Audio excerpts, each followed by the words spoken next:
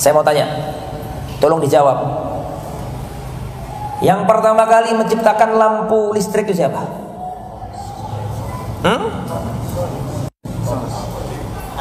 Saya tahu itu sejak saya SD. Padahal di desa saya itu terpencil pelosok. Tapi saya sudah tahu sejak SD siapa yang menciptakan lampu listrik pertama kali. Tahu kan? Siapa namanya? Thomas Alva Edison.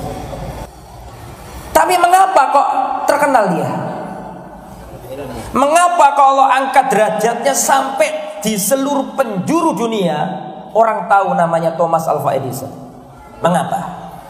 Jawabannya karena Allah tidak mendolimi penuntut ilmu. Allah angkat derajatnya orang yang berilmu meskipun kafir. Allah tidak pernah mendolimi orang yang belajar. Orang yang belajar mesti akan diberikan ketinggian oleh Allah. Tapi karena dia orang kafir, ya diangkat di dunia, diberi haknya. Semua orang kenal sama dia, Thomas Alva Edison itu yang membuat lampu itu. Tapi di akhirat tidak dapat. Tapi tetap dikasih sama Allah. Di dunia tidak didolimi dia, tetap dikasih. Apalagi orang mukmin. Yarfa'illahu alladhina amanu minkum walladhina utul ilma darajat. Allah akan mengangkat derajat orang-orang beriman dan orang-orang yang berilmu dengan beberapa tingkatan. Jangankan orang kafir, anjing, hewan yang najis, yang haram, sering dijadikan perumpamaan kejelekan.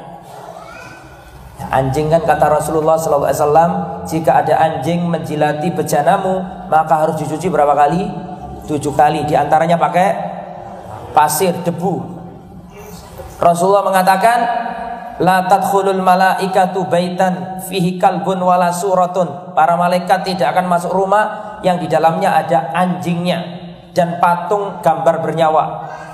Jelek kan? Jelek apa tidak? Jelek.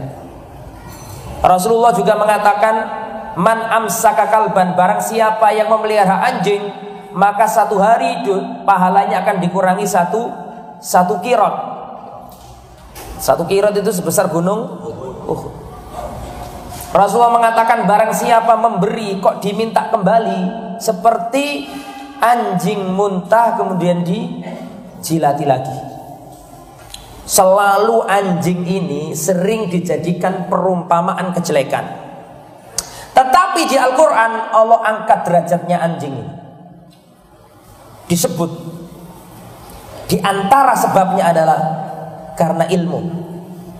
Di dalam hukum fikih, kalau antum belajar fikih, anjing itu kalau terlatih Allah angkat derajatnya, boleh dimakan. Boleh dimakan apanya? Buruannya. Dikatakan dalam bidang fikih ya, kalau anjing itu terlatih, diajari, anjing terlatih itu anjing yang kalau berjalan, kalau dia disuruh pergi dia, kalau disuruh kembali dia kembali. Ketika anjing ini sudah terlatih dan ketika melepaskannya, yang punya anjing mengatakan bismillah, terus dilepas, terus memangsa kelinci atau kijang, menjatuhkannya, terkoyak, keluar darah, boleh dimakan nggak kijangnya? Boleh enggak? Boleh. Allah angkat derajatnya anjing ini sehingga Allah jadikan buruannya boleh dimakan dengan syarat anjing ini harus anjing yang terdidik, terlatih, anjing yang mendapatkan ilmu. Allah angkat derajat. Padahal anjing, tapi ketika dia mau diajari dan terdidik, Allah angkat derajatnya, boleh dimakan buruannya. Kalau anjing saja tidak didolimi Allah, Allah beri porsinya, Allah muliakan karena dia belajar. Kan belajar, mau diajari anjing itu, maka Allah angkat derajatnya, apalagi manusia. Dan kalau saya mau tanya, ayat yang pertama kali turun surat apa? Surat Al-Alaq. Bunyinya bagaimana? Angkat tangan, sebutkan 5 ayat pertama Al-Alaq yang bisa diberi panitia hadiah. Tak apa-apa kan? Alhamdulillah. Itu, ya itu mas yang bawa anak berdiri.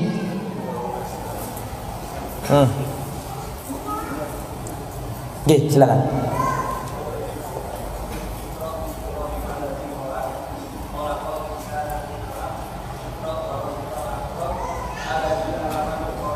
Allamal insana santum. Terima kasih. Dapat hadiah Mas dari panitia. Saya nggak janjian dulu, tapi mudah-mudahan ada panitia. Resiko jadi panitia kan. Jadi kalau kita perhatikan yang pertama kali turunin Iqra, bacalah. Bismi rabbikal ladzi khalaq, khalaqal insana min alaq. Iqra wa rabbukal akram. Alladzi 'allama bil qalam. Allah lah yang mengajari manusia. Allamal insana malam ya'lam. Allah lah yang mengajari manusia apa yang tidak diketahui sebelumnya. Kesimpulannya, berarti ayat-ayat yang turun pertama kali ini tentang apa? Tentang ilmu. Iqra, bacalah. Membaca adalah salah satu sarana untuk menambah wawasan kita. Jadi ayat yang pertama kali Allah turunkan dari langit ke bumi ini tentang ilmu. Bacalah. Allah tidak mengatakan sholatlah, jihadlah, sedekahlah, apalagi menikahlah. Belum. Bacalah dulu. Nah, artinya apa? Disuruh berilmu dulu. Saya mau tanya, inti dakwanya para nabi itu dakwah apa?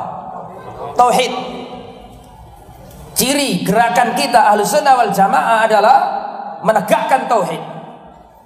Walaqad ba'atsna fi kulli ummatin rasulan an i'budullah wajtanibut taghut. Setiap umat kami kirim rasul untuk ngejak mentauhidkan Allah dan meninggalkan tauhid.